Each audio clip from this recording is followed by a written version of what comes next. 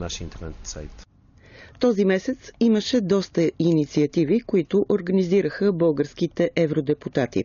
Според Андрей Ковачев от Народната партия, най-важното е...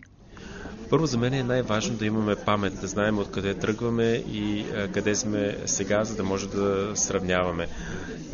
Разбира се, че цифрите са също важни, да знаем какво е постъпило в българската икономика, а то е от 2007 до 2014 година над 14 милиарда лева, които реално са постъпили в българската икономика. И разбира се, свободата, която имаме като европейски граждани, особено за младите поколения, като че ли това е нещо дадено, което не е извоювано с много усилия. Това трябва и беше една от темите, които днес дебатирахме с младите хора на срещата, да го знаят те, да знаят своята история, да знаят какво е било и какво е сега и какви възможности има пред тях като пълноправни европейски граждани.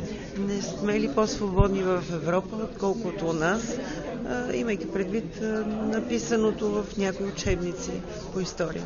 Европа и нас е едно и също. България е Европа, както и Европа е България.